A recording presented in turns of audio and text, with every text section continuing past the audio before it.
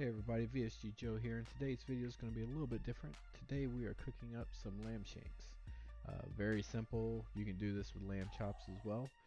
Really just kind of three basic steps. First thing you're going to do is prepare the marinade. Secondly, you'll let it marinate and sit in the refrigerator, get all nice and good.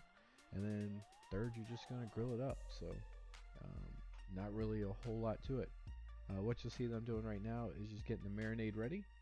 Essentially, it's about 5 or 6 cloves of garlic, a couple sprigs of rosemary, and then some olive oil, salt, pepper, and lemon zest and lemon juice. So pretty simple marinade to put together there. A little salt and pepper to taste, and you just get that all together and into the fridge.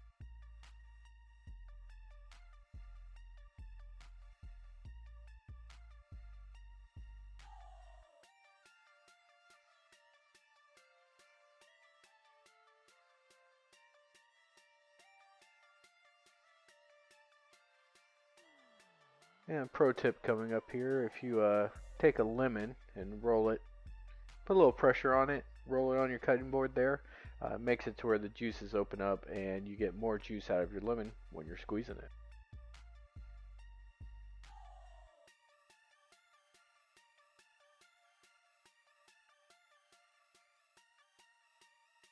Alright, so a little salt and pepper, giving this a stir, and then next we're going to put these lamb chops into a Ziploc bag, and then to that we're going to add the marinade into it.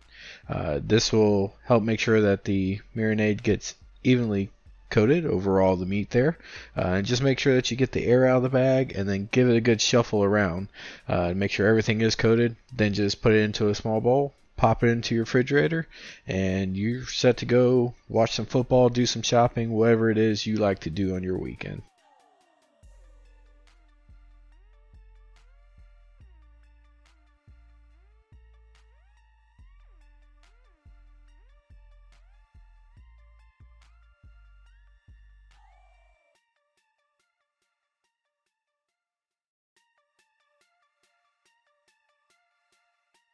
Alright, now fun time is over. Time to fire up that grill.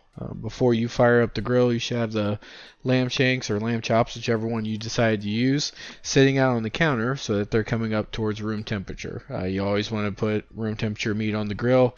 It makes it cook evenly and makes it taste better. It doesn't seize up and get tough on you. So for my grill, I always use wax cubes and a a chimney full of charcoal, I should say.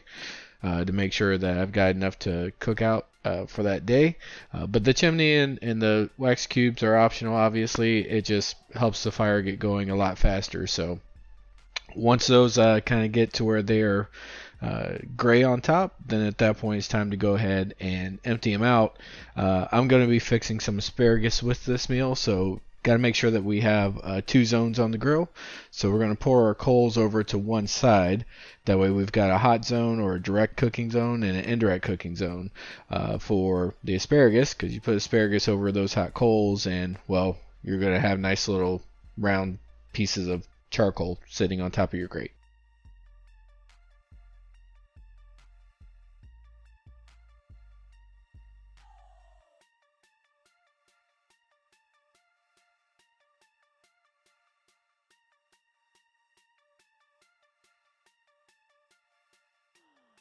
Alright, after that grill is heated up, we're going to go ahead and put the asparagus on.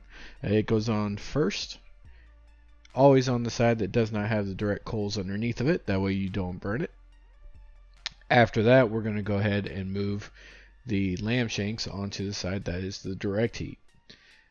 And when you put them down, you want to hear it sizzle. If it's not sizzling, pick it up, let the grill get hotter, and then go ahead and put them back on there. But these are sitting pretty close to the coals, so pretty much guaranteed to get a nice sizzle on them. We're going to put it down, cover it up, let these cook about 4 minutes, and then we're going to come back and flip them over. Let them cook about another 4 minutes on the other side. That should get us to a nice medium temperature on the meat, and we can eat it there. If you want it well done, cook it longer, and then do us all a favor and unsubscribe.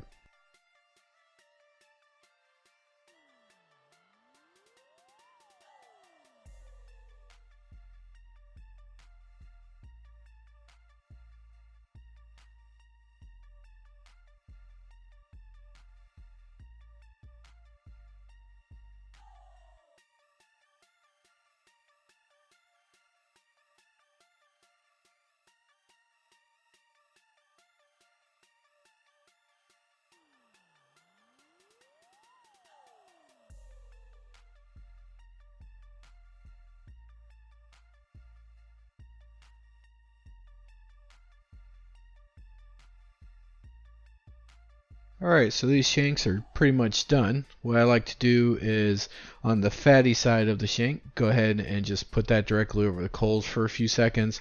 Helps sear off and render a little bit of that fat. Gives it a nice presentation. And then off onto the tray.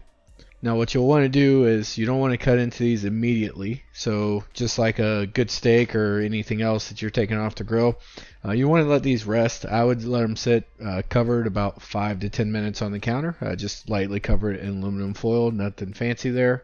And then they'll be ready to go. And as you can see, my asparagus isn't quite done yet. Some people like theirs crunchy. Most of the people in my family prefer it to be pretty soft, pretty limp. That's what she said. But anyway, so we're going to let that continue cooking, and then by the time it's ready to cut into the lamb, the asparagus will be ready, and it'll be dinner time.